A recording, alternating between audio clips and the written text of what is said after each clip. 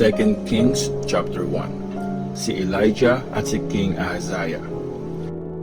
Pagkamatay ni King Ahab, nagrebelde ang Moab laban sa Israel. Isang araw, nahulog si King Ahaziah ng Israel mula sa balcony sa itaas ng palasyo niya sa Samaria, at malala ang naging injury niya. Kaya nagpadala siya ng ilang messengers para mag-consult kay Baal-zebub na Diyos ng Ekron kung gagaling ba siya o hindi.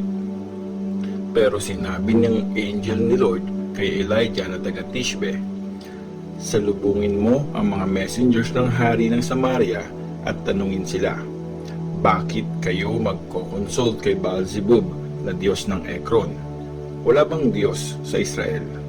Kaya pinapasabi ni Lord sa hari, "Di ka na gagaling, mamamatay ka na." At ginawa nga ni Elijah ang inutos ni Lord. Bumalik sa hari ang mga messengers, kaya tinanong sila ng hari, "Bakit kayo bumalik?" Sinabi nila, "May nakasalubong po kaming lalaki. Pinabalik niya po kami para sabihin sa inyo ang pinapasabi ni Lord. Wala bang Diyos sa Israel, kaya kay Baal-zebub na Diyos ng Ekron ka magko-consult? Dahil dito, hindi ka nagagaling at mamamatay ka." Nagtanong ang hari, "Anong itsura na nagsabi sa inyo nito?" Sumagot sila, "Mabalahibo ang damit niya at nakabelt na gawa sa balat ng hayop." "Si Elijah yun na taga Tishbe," sabi ng hari. Kaya inutusan ng hari ang isa niyang officer at 50 na sundalo para puntahan si Elijah. Nakita ng officer na nakaupo si Elijah sa tuktok ng burol at sinabi nito, "Servant ng Diyos, pinapababa ka ng hari." Sumagot si Elijah, "Kung servant nga ako ng Diyos, bumaba sana ang apoy mula sa langit para patayin ka at ang 50 na mga sundalo mo." May bumabangang apoy at sinunog ang officer at ang mga tauhan nito. Nagpadala ang hari ng isa pang officer na may kasamang 50 sundalo. Pinasabi niya kay Elijah, "Servant ng Diyos, bilisan mo at pinapababa ka ng hari." Sumagot si Elijah, "Kung servant nga ako ng Diyos, bumaba sana ang apoy mula sa langit para sunugin ka at ang 50 na sundalo mo." May bumaba uli na apoy mula sa langit at sinunog ang officer at ang mga sundalo nito. Nagpadala uli ang hari ng isa pang officer na may 50 na sundalo. Umakyat ang officer sa burol, lumuhod sa harap ni Elijah at nagmakaawa, "Servant ng Diyos, maawa ka sa akin at sa 50 na servants mo. Huwag mo kaming papatayin.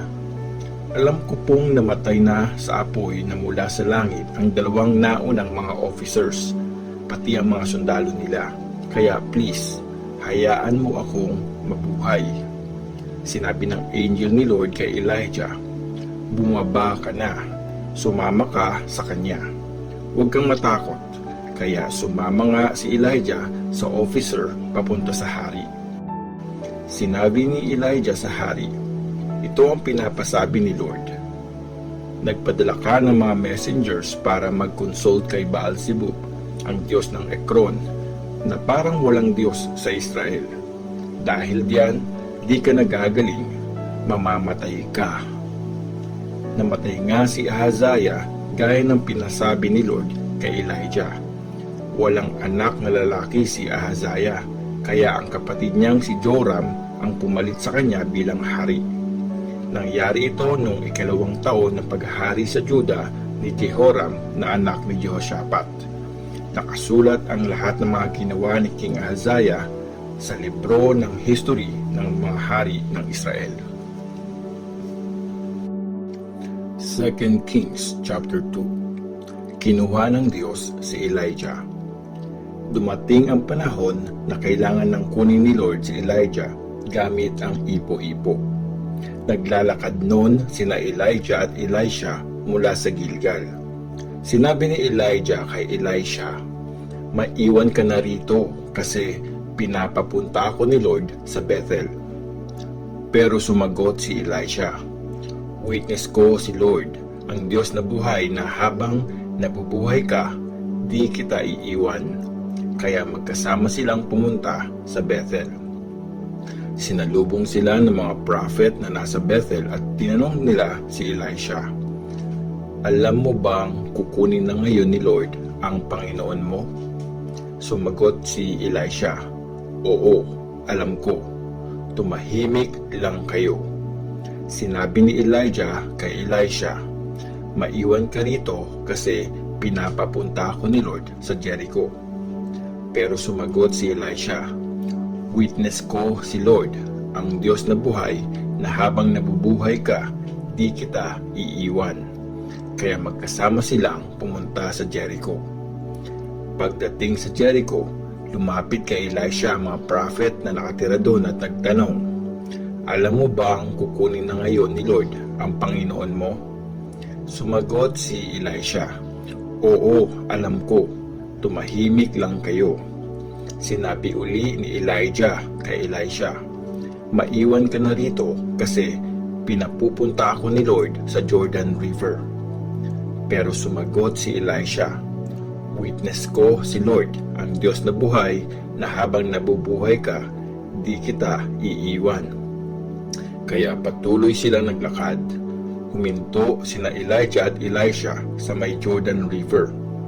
Sinundan sila ng 50 prophets at tumayo ang mga ito sa di kalayuan. Tapos tinanggal ni Elijah ang balabal niya. Nirolyo ito at hinampas sa tubig. Nahawi ang tubig at tumawid sila sa tuyong lupa. Pagkatawid, sinabi ni Elijah kay Elisha, "Sabihin mo sa akin kung anong gusto mong gawin ko para sa iyo bago ako kunin." Sumagot si Elisha, "Kung pwede po sana, ipamana mo sa akin ang dobleng lakas ng espiritu mo." Sinabi ni Elijah, "Mabigat yung request mo, pero mangyayari yan pag nakita mo ako habang kinukuha na ako mula sa iyo. Pag di mo ako nakita, di mangyayari yun." Habang naglalakad, nagpatuloy sila sa pag-uusap. Tapos biglang pinaghiwalay sila ng karwaheng nag-aapoy na hinihila ng mga kabayo nag-aapoy rin, at dinala ng ipo-ipo si Elijah paakyat ng langit. Nakita ito ni Elisha at sumigaw siya kay Elijah, Tatay ko, magiting na tagapagtanggol ng Israel." At di na niya nakita si Elijah. Sa sobrang lungkot, pinunit ni Elisha ang balabal niya sa dalawa. Pinulot niya ang nahulog na balabal ni Elijah at bumalik siya sa pampang ng Jordan River at tumayo doon. Hinawakan niya ang balabal at hinampas sa tubig. Sinabi niya, "Nasaan si Lord, ang Diyos ni Elijah?" Nahawi ang tubig at tumawid siya. Nang makita siya ng 50 prophets na taga Jericho, sinabi nila na kay Elisha ang power ni Elijah. Pinuntahan nila si Elisha at tumapa sila sa lupa. Sinabi nila, "May kasama po kaming mga servants mo, 50 na lalaking malalakas.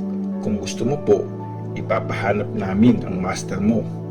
Baka dinala siya ng espiritu ni Lord sa isang bundok o isang valley."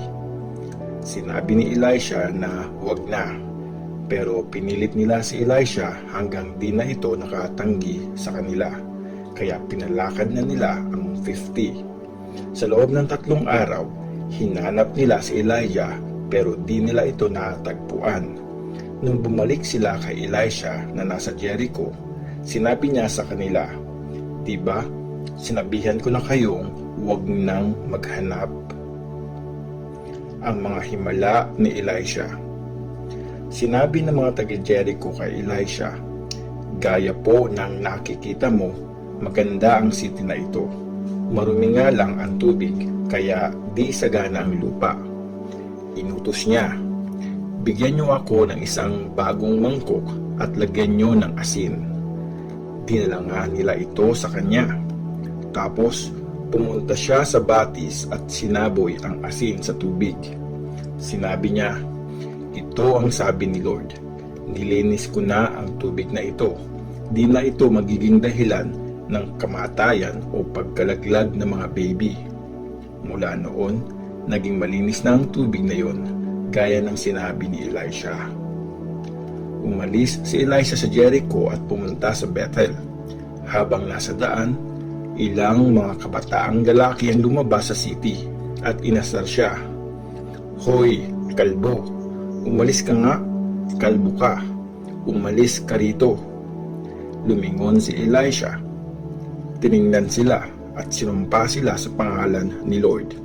Tapos may lumabas na 2 lalaking oso mula sa gubat at nilapa ang 42 ng mga kabataang lalaki.